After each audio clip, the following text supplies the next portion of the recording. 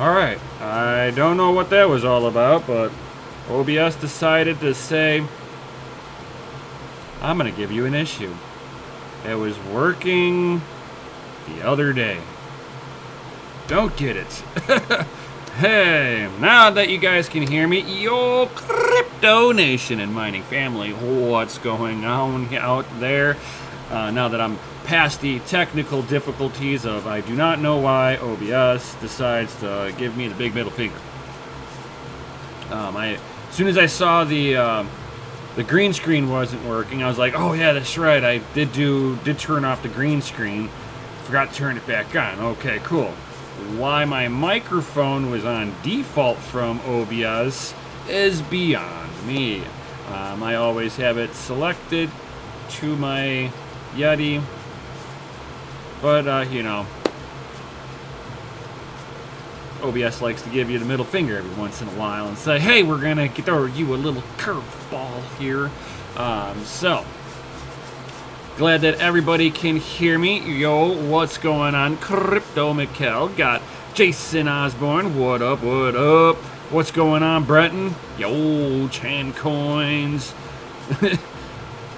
I hear you now, cause it's Friday. Doge is pumping. Yep, everybody. Doge to $1. Doge to $1. Come on, guys, pump it. Pump it up. Gotta pamp it. All right. So I kind of halfway set stuff up for I'm not sure how long I'm going to do the stream for, but we, do a little chart thing going on here. So, bam. This is how I can tell when my camera doesn't want to work properly. Give me 1 second. I know I can dial this in just a little better. There we go. Perfect. I hate seeing the little fuzzies around my edge where like the green screen wants to pop through. So yeah. Yep, Doge to 2 cents and then $1. Yes, buddy. So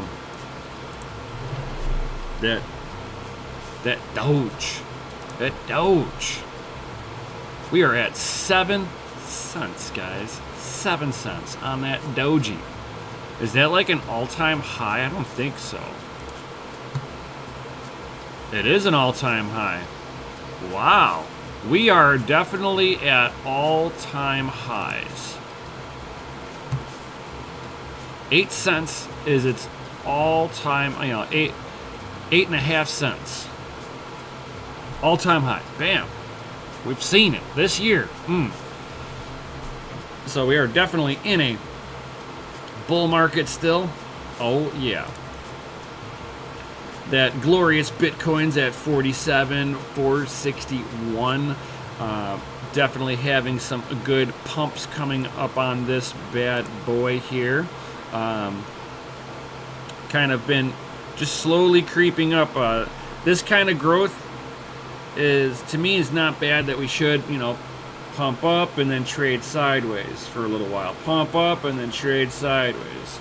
That to me would be, some big player got in and now the market equalizes out.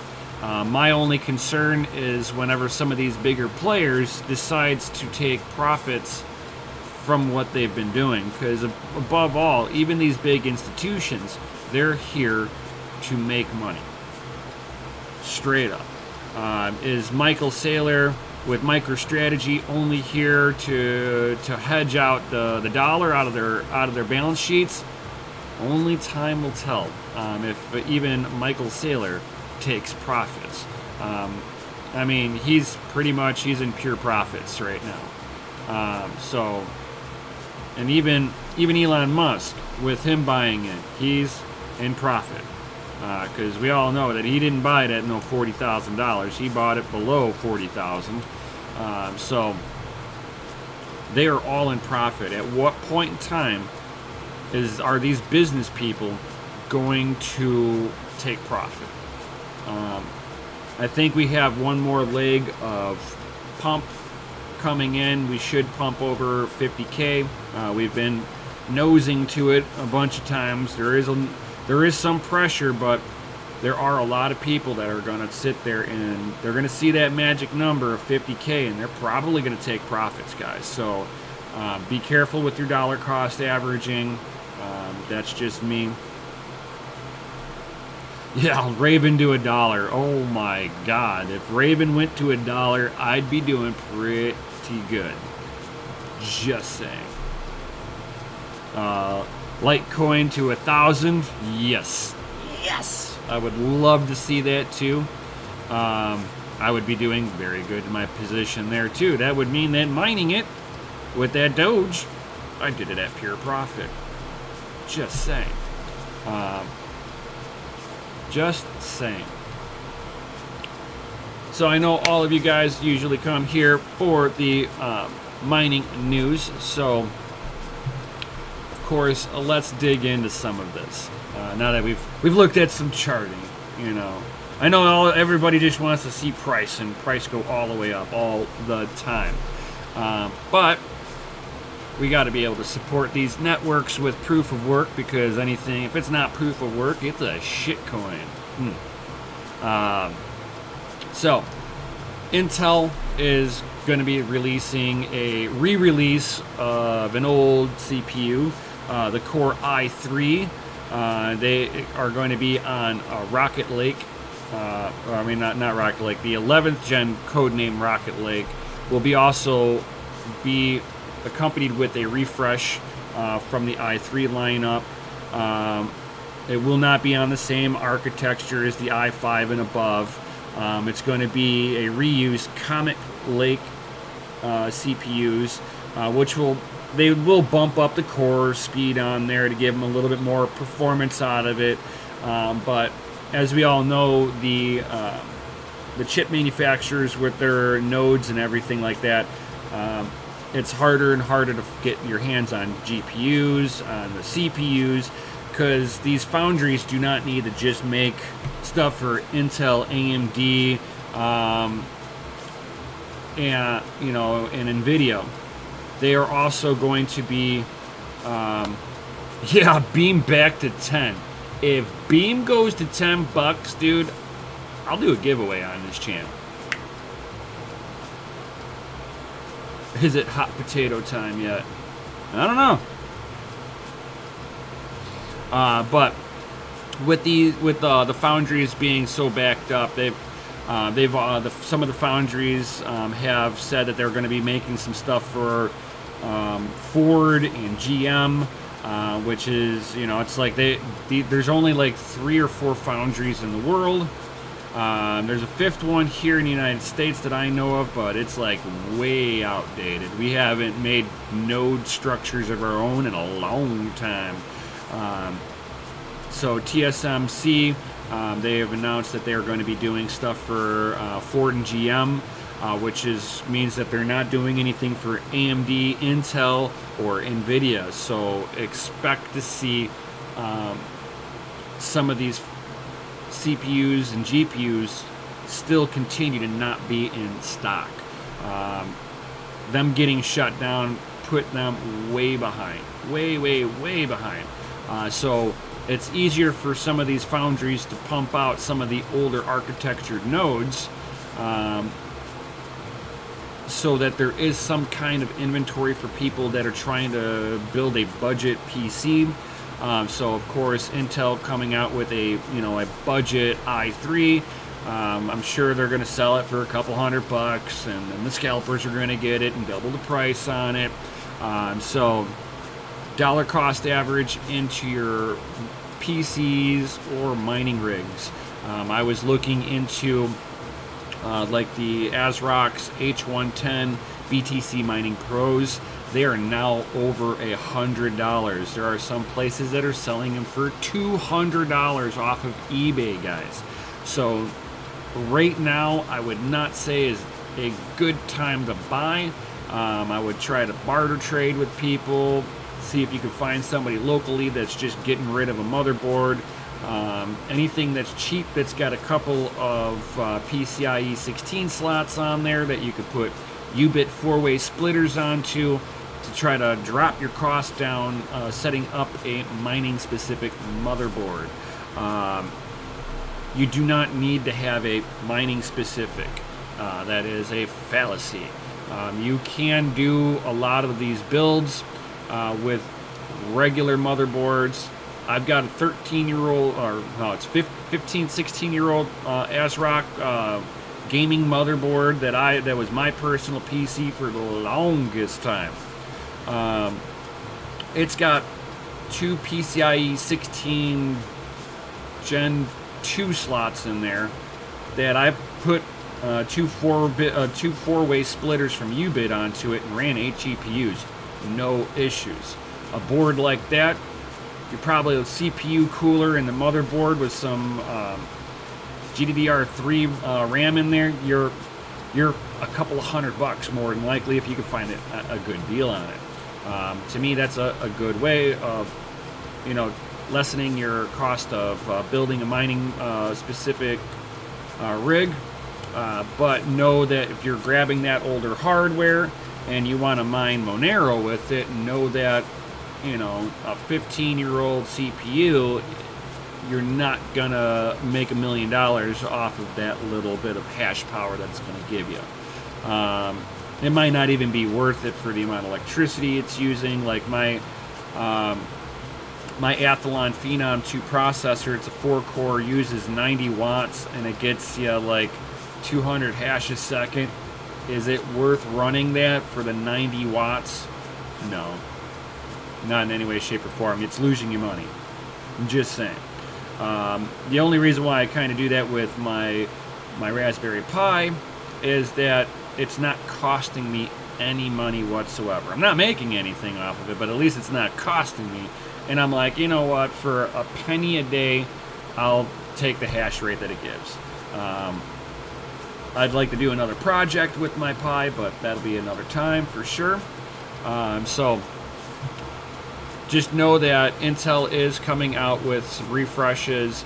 Hopefully some of that will, make the CPU that you're going to need for your mining board be a little bit less money.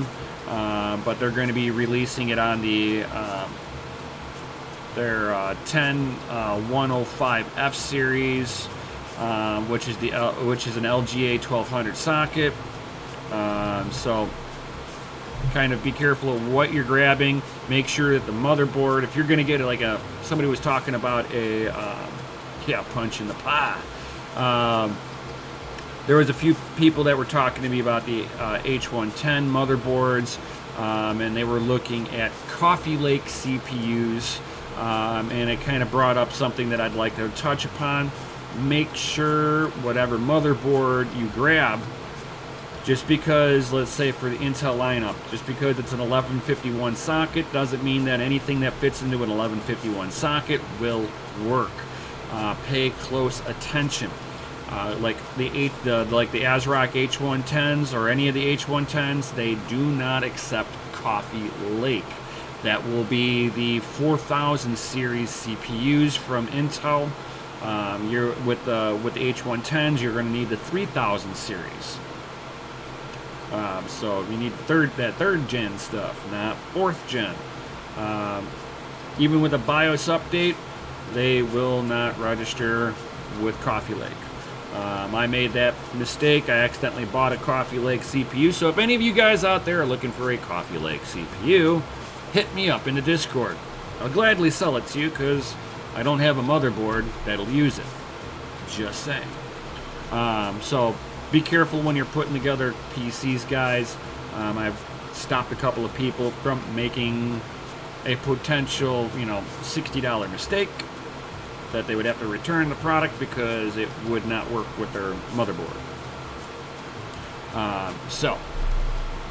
And then for AMD updates, AMD, PowerColor, Gigabyte, ASRock have all submitted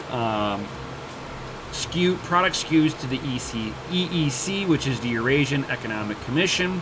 Covered a bunch of SKU numbers. Don't think that they're all going to be made. They're just lining up like a product lineup on these things, guys. So just kind of be careful with that. That they with like even with the 6800 and the 6900 XT and non-XT, there was a bunch of SKUs that did not get released. Like some of the overclocking series did not get released, guys. So I'm just thinking that they're trying to cover like a product variety that they may or may not go down that route on. But if they do release some of these, it's going to be in limited numbers because we know all the foundries are backed up really bad, and they've got to make CPUs, APUs for everybody. So I don't think even with the new 6700 series from AMD coming out that this is going to solve any kind of GPU shortage. It's going to go into the category of unattainable. I'm just saying. I would like to get my hands on one of these. I'm sure power to watt ratio for mining wise will be pretty decent. I'm thinking that these will, depending on which flavor you get, the non-XT of the 6700 will get 6 gigabytes of GDDR6 memory. The XT is going to get the 12 gigabytes of the GDDR6. It's going to be non-X modules, of course.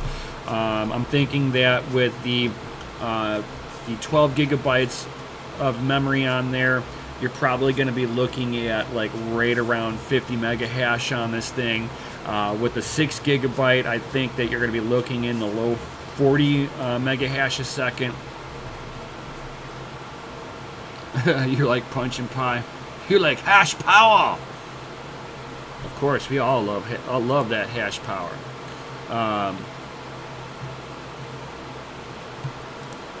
So let me pull this up. So this is pretty much what we're going to be looking at for the next series. So the 6700 XT, you're going to be looking at 40 compute units, 2,560 cores. Boost clock, don't know yet. Like I said, it's going to be the 12 gigabytes, but they're both going to be on the 192-bit bus rate. So we're going to have slower memory. So these are not going to be bin chips for sure. Which, that's what I'm saying. You might see in the low 50 mega hash range on the XT. If you've got a GPU lottery winner versus, also with them just being binned. It's for the maximum performance. The 192-bit bus rate, it's the communication is not going to be as fast. We don't know what the speeds are on the memory speed. I'm figuring, I'm going to take a guess that we're going to be at probably 14 gigabytes per second, between 10 and 14, somewhere around there. But if I had to take a good guess, I would say 14 gigabytes per second memory speed on the XT, probably 12 gigabytes a second on the non-XT. And that's why I'm thinking that there'll be probably about a 10 mega hash a second difference on Ethereum. Techman debating buying a Dinosaur 32 gigabyte RAM dual E5 2665 Corsair case with an RX 470 Nitro in it. Yeah, I mean, if you can get them at a good price, at least that 470 is the 8 gigabyte Sapphire Nitro. That won't be too bad, in my opinion. Motherboard should be viable. So, I mean, to me, I wouldn't be really crying over the older equipment. $400.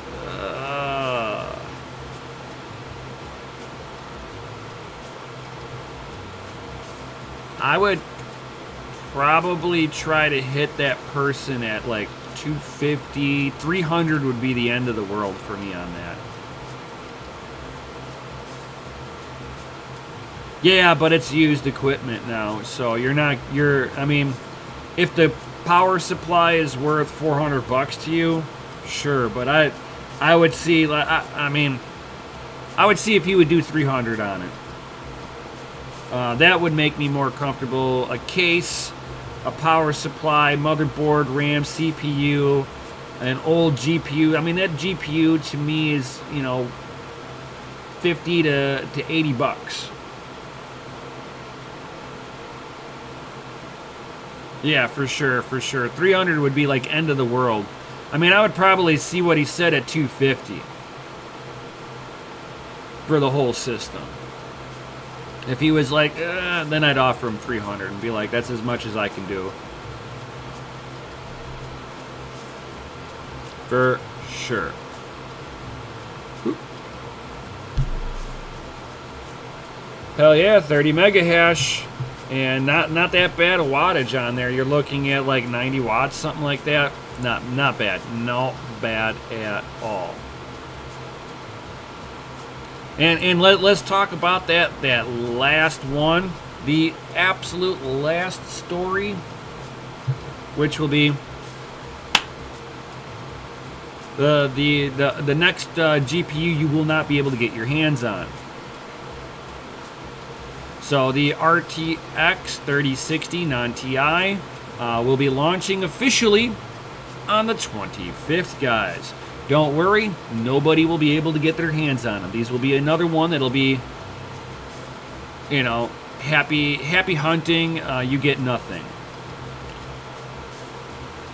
And M3, good night to you too, from whatever part of the world you are in.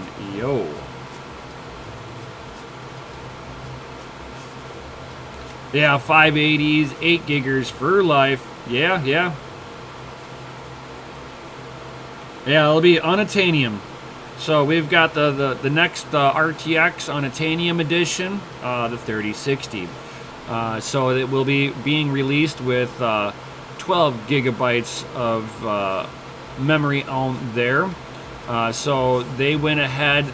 So you can do these in a couple of configurations. So you can populate all of them with 1 gig memory.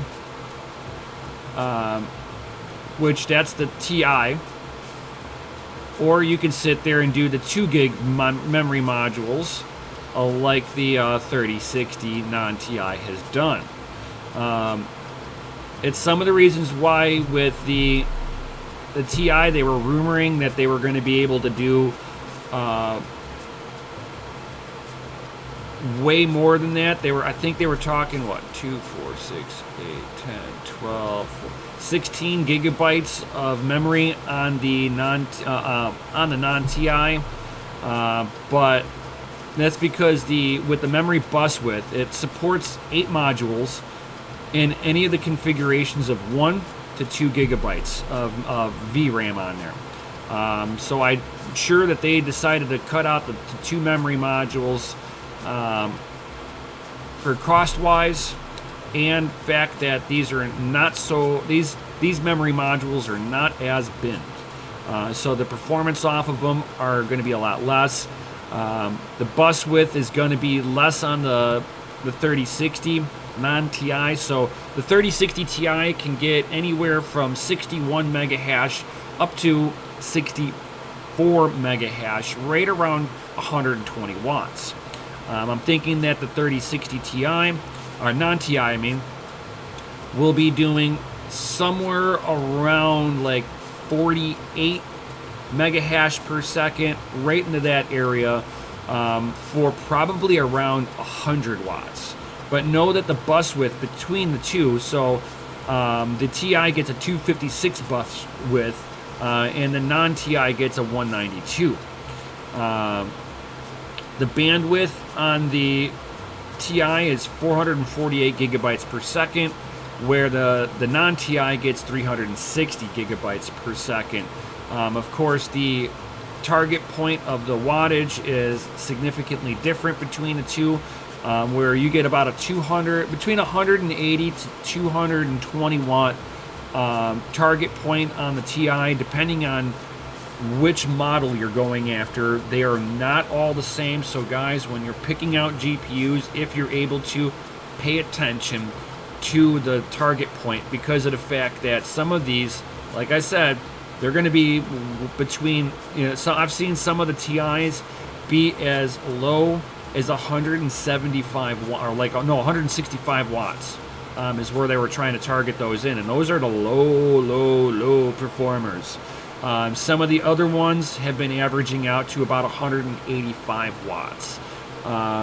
So your top tier will be 200 to 220. So just kind of pay attention to that, and I'm sure it's going to be the same thing with the non-TI. But don't think that you're going to get a GPU lottery winner that's going to make the 3060 run anywhere close to the TI variant. Because they've taken the bus width down, you're going to see that, 30%, between 10 to 30% less performance on the non-TI. So if you can find them at a decent price, they might not be a bad way to implement if you are a miner that's on a budget, for sure. MSRP $799. Yeah, right. 1050 Ti's were troopers. Oh, yeah, they're talking about like releasing some of the old ones at the 1060s. I was like, what? So they're having such issues trying to get GPUs at this point that they're now releasing the old stuff going, hey, let's just get the people something.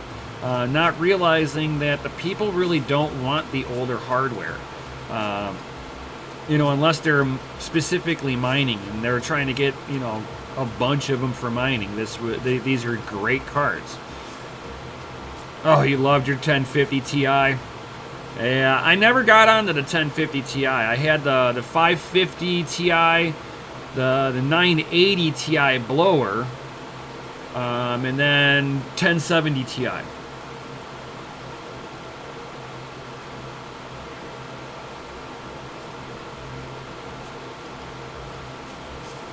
Oh, it's a 1050 Ti that they're re-releasing again? Aha! I knew it was one of the older ones in the 2060, yes. I think they're trying to get people just any kind of a GPU people can get their hands on. But if the demand for gaming is as high as they're expecting it to be, I don't think the 10 series GPU release and the 2060 being re-released is going to help out, because everybody wants the 3000 series. A 3000 series, or at least getting their hand. I mean, I think they would have done better if they were to try to re-release the 1080 Ti. But that's me.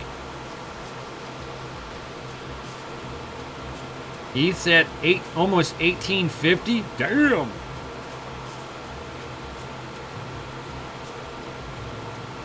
Yeah. NVIDIA's like, we did not end of life. So here, take these. Please, buy our product. That we know it's old, but could you buy this instead? In one hand, I think it's a smart move, but in the other hand, I don't think that the customers are going to respond well to it.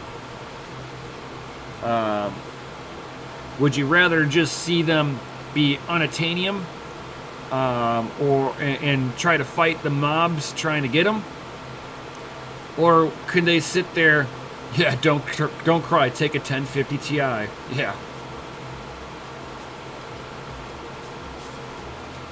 I just don't see how them doing these releases are going to really help.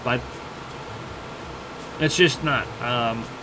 I think that they've just got old inventory laying around that they're just depleting now. But that's just my opinion on that, for sure. And yeah, 1849 and climbing. Woo-hoo! Yeah, look at that. Almost, we're getting near a $2,000 Ethereum. So Ethereum is definitely on a tear. Up 4.58% in the last 24 hours and 7.85% in the last 7 days.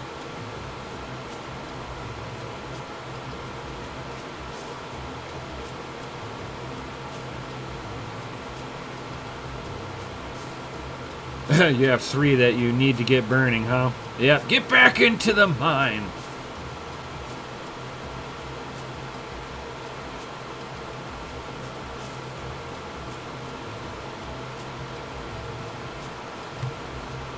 All right, so, and then one last little update before I pop up out of here.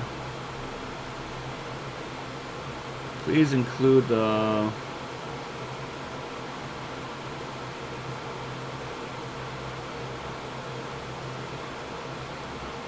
Oh God, yeah, Chancoin. The people who have got the 30 series mobile graphics cards and the laptops, they've been getting right around like 40 mega hash a second on a laptop. Yeah, and then 30, like, yeah, it was like between 45 mega hash, right around there, 45, 50 mega hash on the 3080. The 3060s are getting 34. That was per, like Mikkel's saying there, per Dizzy Mining for the 3060 laptops. I'd have to kind of dig around and find somebody that's actually mining with one and kind of get the lowdown, like what their temperatures are. I would like to know the temps of their power charging brick, the temperature of the exhaust on them, and how they are controlling temperatures even on the battery. Yeah, Chancoin, it is a little bit on the lower side, but if that's all you can get your hands on, though, are the laptops.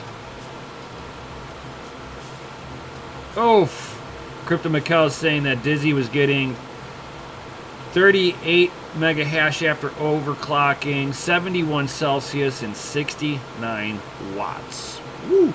Yeah, and you got to remember that laptops do not have a good cooling solution, guys. Even if you try to pull the wattage way down, it's got 1 or 2 heat pipes going to the world's smallest radiator fin stack with 1 single blower on it. That's not even a high-powered blower. So, yeah, that's where I constantly tell people it's not worth mining on a laptop. It's not like the old laptops where I could pull the battery out of the thing.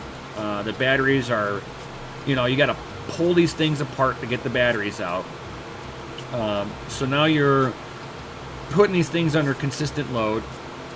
It's in a constant state of charging and discharging on the battery. So the battery takes a good hit. The charging brick takes a good hit, so you got to make sure that not only does the laptop have a good cooling solution for it, but you're also cooling the charging brick down. I would never recommend mining on a laptop, ever. I don't care how well. I mean, that's just me. You're basically burning out the laptop mining on it. Yeah, I would like to get like one of the newer laptops for sure, but not for the purpose of mining. For sure, yeah, I agree with you, Mikkel. Not really for mining though. So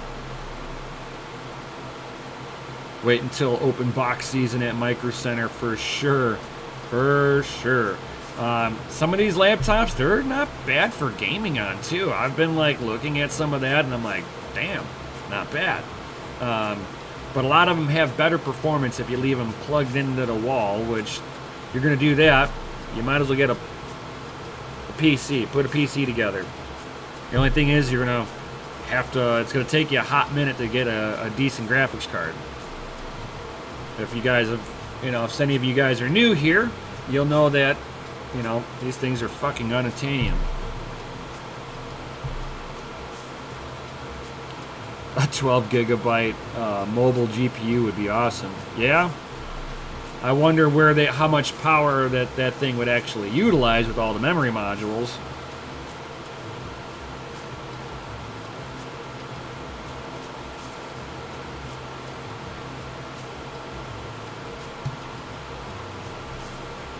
Nice.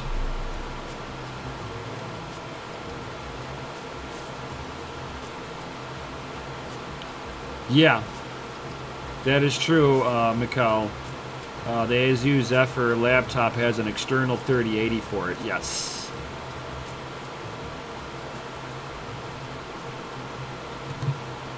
And then the last topic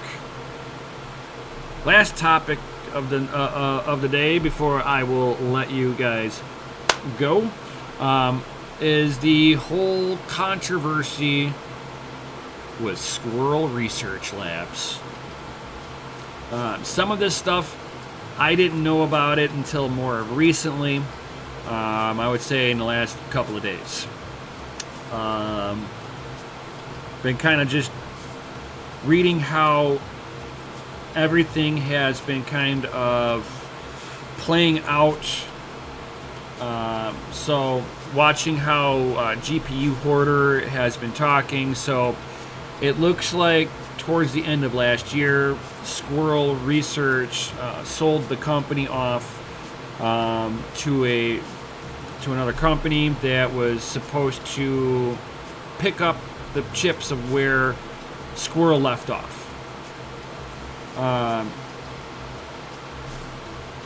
So basically,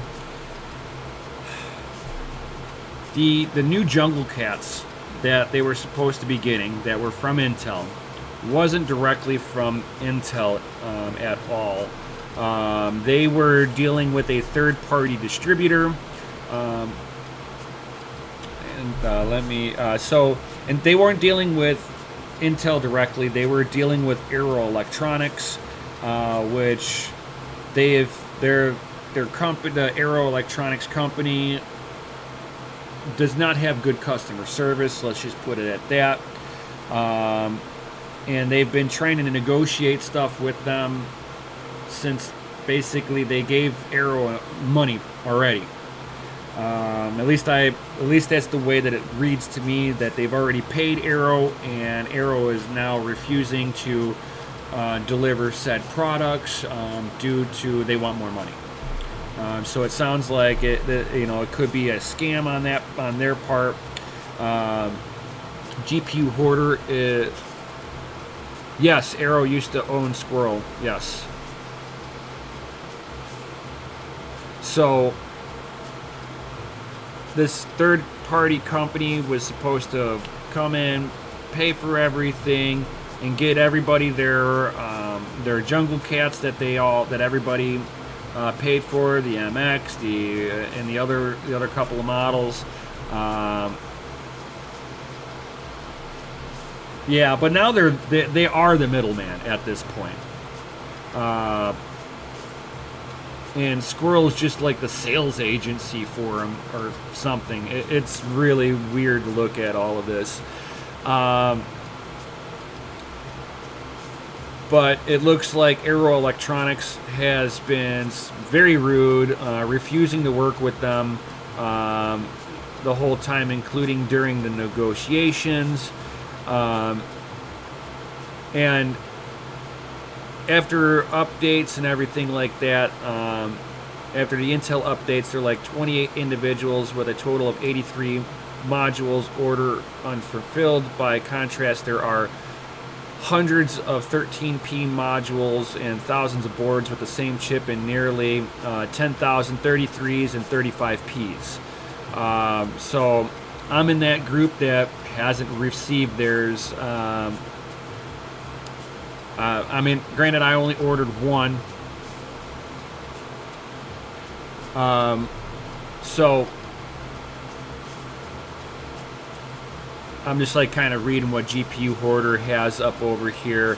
So basically, without having a higher order volume, without the planability to make a large deployment themselves, they are struggling to see how they can provide a high level of quality and support with bit streams and repairs for these boards.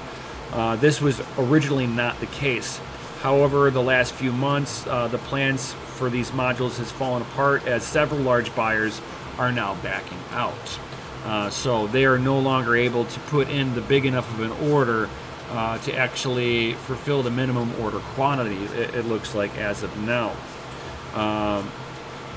GPU Hoarder is going to be in touch over the next few weeks to discuss the options for alternative module FPGAs or refunds. He's sorry for Intel.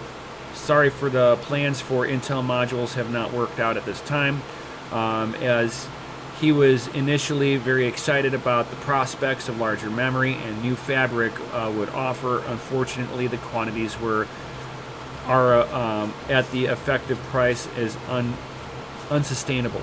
And the company that purchased Squirrel is not looking like they're fulfilling their end of the bargain. So anybody that had ordered these, this other company was supposed to make sure that they got all their orders fulfilled. And everybody that was at Squirrel was supposed to also remain employed. The last few days, everybody in Squirrel has been giving notice that their employment is no longer needed. So GPU Hoarder is getting a bunch of lawyers to go after the company that bought Squirrel Research out to make them fulfill their contract obligations. We will see how this works out for them. Hey, Brenton, for sure, have an FA day, peeps. I hope you have a great day, and if we don't see you, have a great weekend also.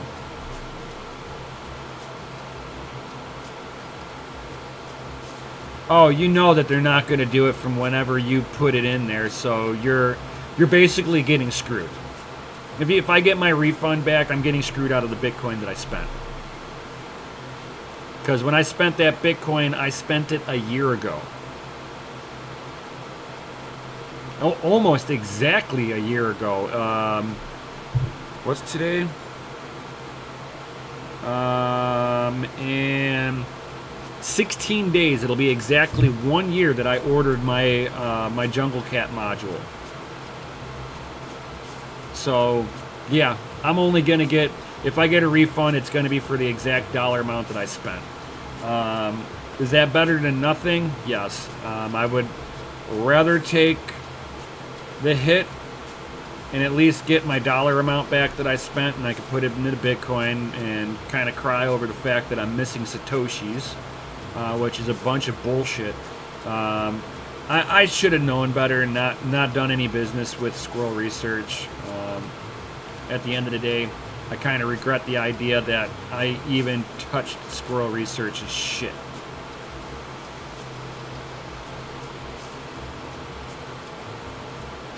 Yeah, even I would have to take a look at that.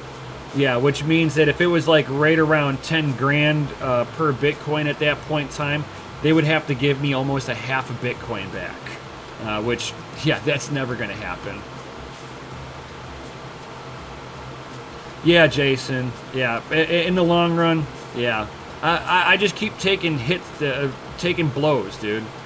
I try to do everything right, and I get fucked. So,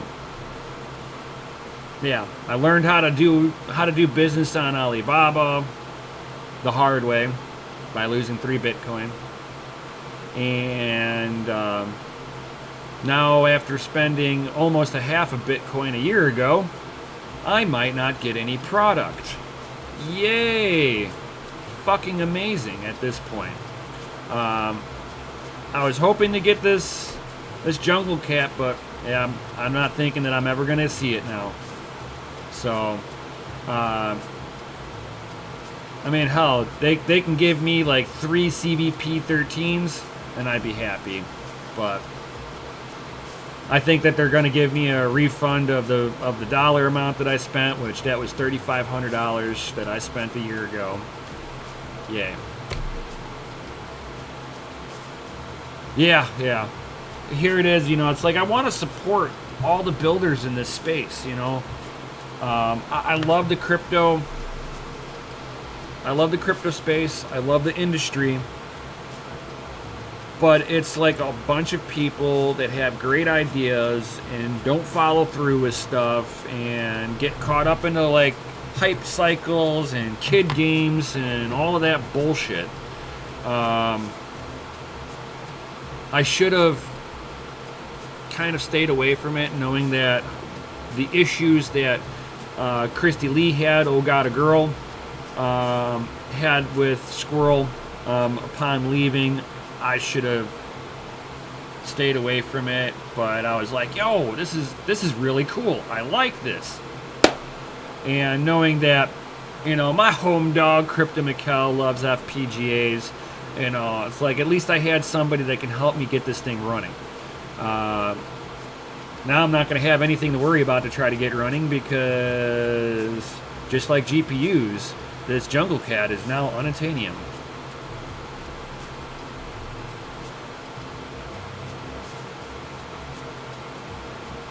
Oh, you want the Octominer? Yeah, that thing looks pretty cool. For sure, for sure.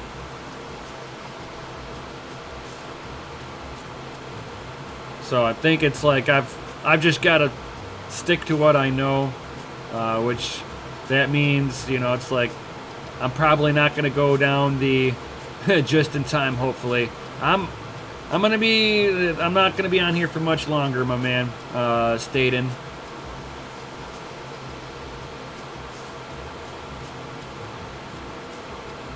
Yeah.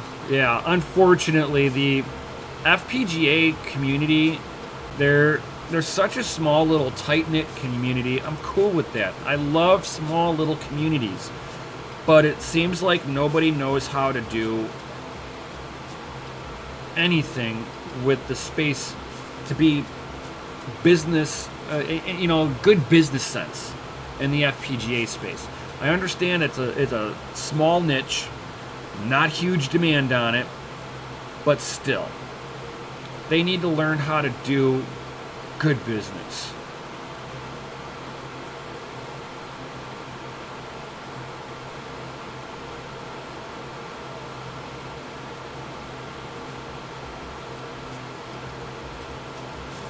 Yeah, this is sad to see, and add more blood to the already small pool. Yeah, exactly.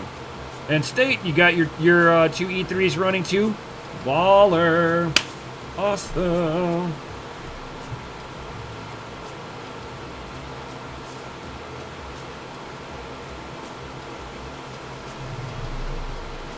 Oh yeah, you got to be careful with cases with these new GPUs that not all GPUs fit anymore. These fucking new GPUs are chunky little beasts. Chunky.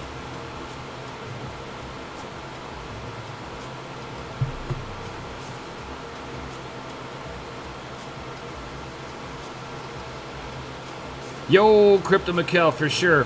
Thank you for showing up. I think that I'm going to bring it over to you guys and say, hey, you guys got any comments or questions? Now's the time to ask. As I will be hopping up off of here. I might be doing some gaming a little bit later on Twitch under Crypto and Hot Rods on Twitch. For sure, Crypto Mikkel, happy hashing to you too, my brother man.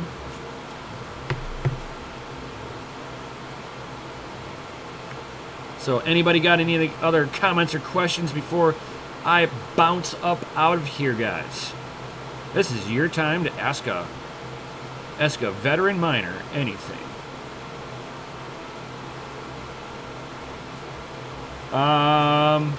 Is that the free one? Because if it is the free one, I do.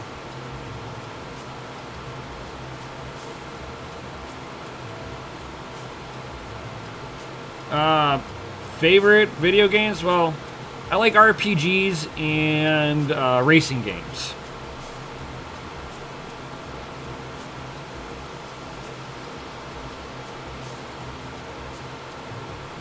Nemesis.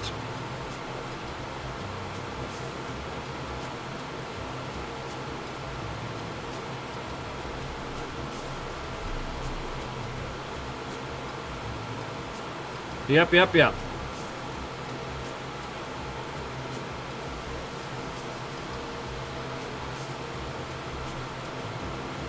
Yep, I fucking pretty much I'll play damn near anything. I mean, Fallout 3 I like. Grand Theft Auto I like and stuff like that. But I don't have Grand Theft Auto on my PC. I've got it on PlayStation. PlayStation? No, Xbox. I'm sorry, Xbox. What's my favorite crypto mining device? Huh.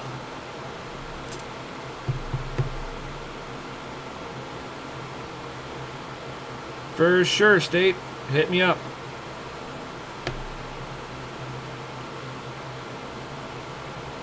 I've got that on Xbox. I've got New Vegas on Xbox.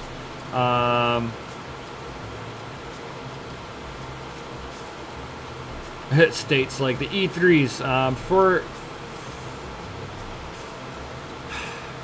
right now, I like.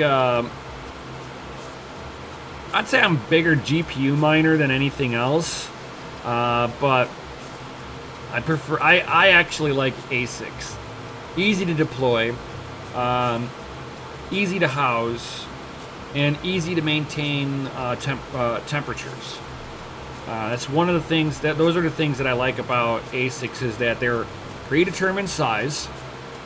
Power supplies are a predetermined size, so I can sit there and make hot and cold zones to separate temperatures. So I absolutely love ASICs for that reason alone.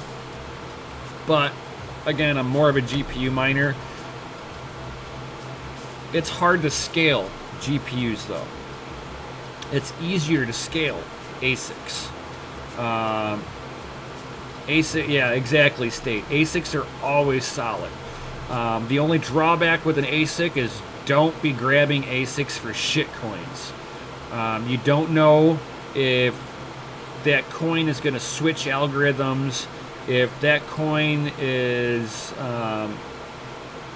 going to flood the market with ASICs on there. I mean, look at Dash. That's a prime example. Too many ASICs got implemented on there, and now, you know, it's not worth it. Or the Z9 Minis, not worth it. Too many ASICs got deployed. So unless you've got 1 cent kilowatt hour power, yeah, the D3s, the Z9 Minis, all of those, just not worth running unless you've got either free power or next to free power, like a half a cent or a full cent. D stands for dead. Yeah. Yeah, for sure. But if you know it's a decent coin and you know that it's not like the Ethereum, I got onto the E3s. I got batch 1 to batch 6, and absolutely loved all of them. I had a whole room filled with them. I was gonna fill out a second location with them all in there, and kind of go from there on that one. But yeah, I mean, I've got a second location that I could put ASIC mining rigs into. I've got a second location that I can put GPU rigs into. Just saying. So if I need to add more rigs, I've got another 30 or 60 amp circuit that I can implement.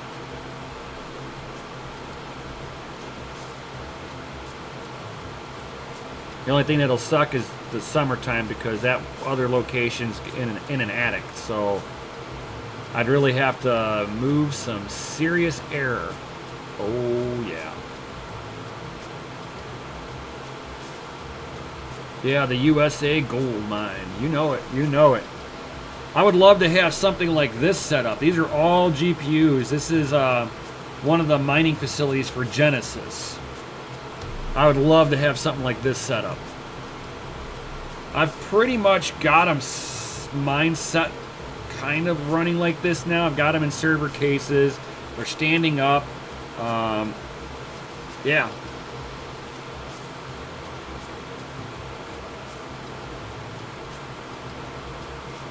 Yeah, static pressure is a bitch. Yep.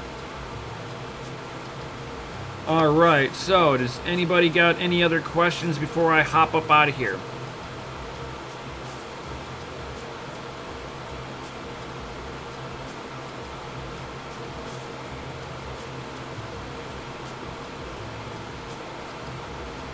Yo, what up, Grits?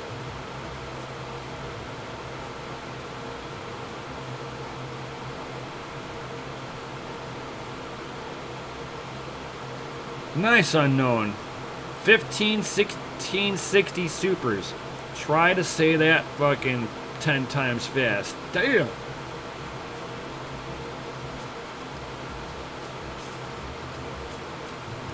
And for sure, State, take it easy. Oh, no problem. Hey, Savage Mine.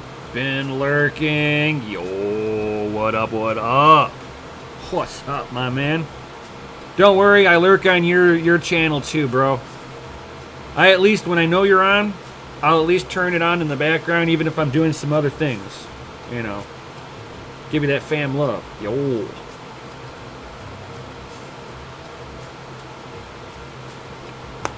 So I think now that it's been about an hour that I've been streaming for, guys, I think I'm going to call it here. Catch me on Twitch if you'd like to sit there and I think all of us do that for sure.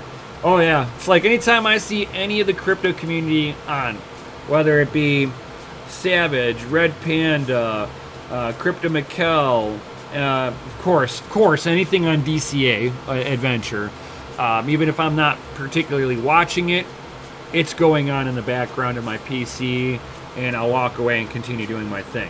And at least always smash that Lizzy like button, guys. I smash it everywhere that I'm watching a video to help support the crypto community because it helps with the YouTube algorithm. And I believe I'm like 400 viewing hours away from actually being able to turn on monetization.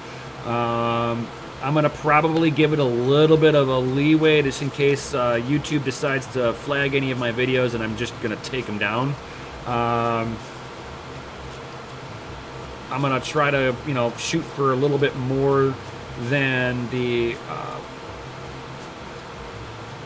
4,000 viewing hours, but I know I've played a few video games. Probably the video game episodes I'll probably have to delete just because I forgot to mute the music, and YouTube sucks about that.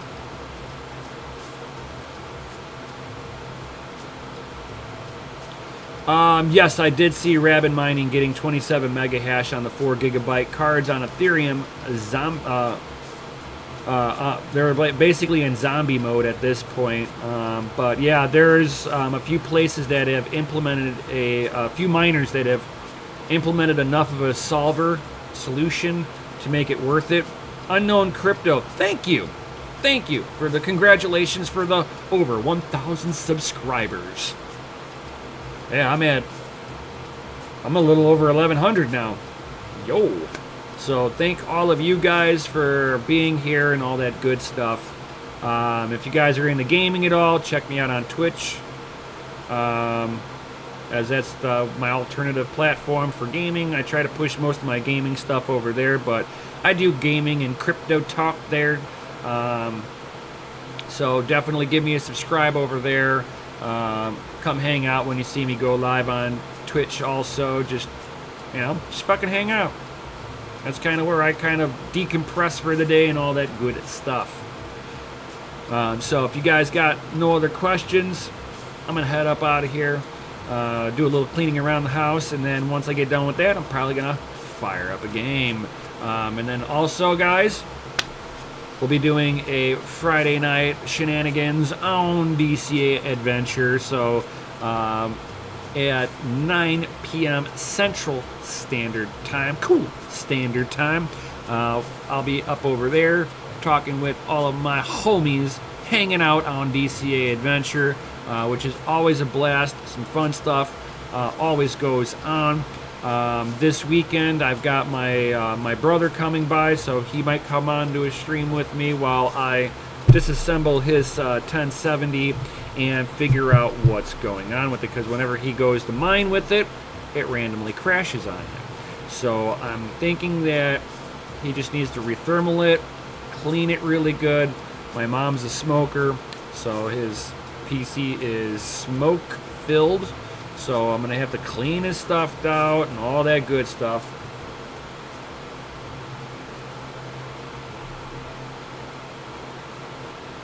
Unknown Crypto, I'm playing cards, but I'll be lurking. Yo, baller. That's all I can ask for. All I could ever ask for, you know.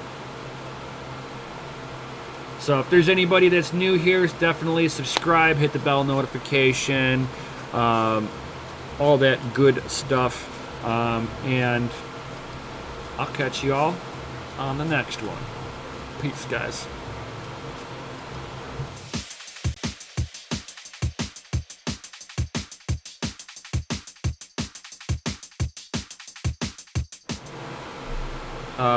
Yes, I did see that, Jabo.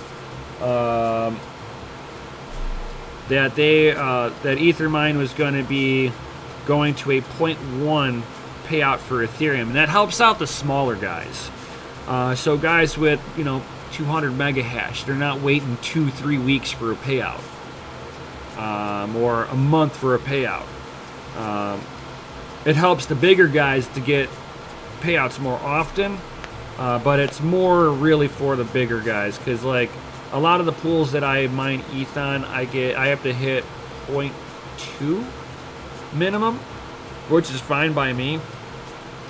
It don't bother me none.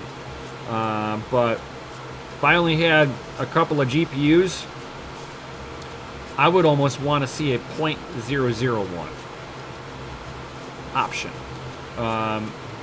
That the smaller guys can sit there and opt into it if they meet the minimum hash power requirement.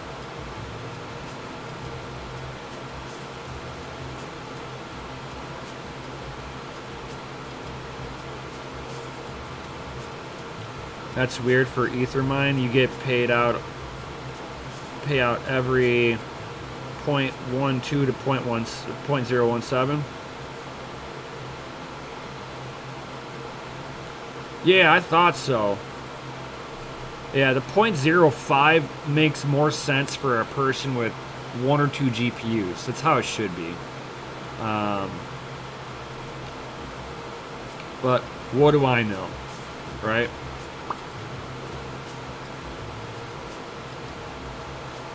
So, alright guys, I'll be out of here. Catch you on the next one. Peace.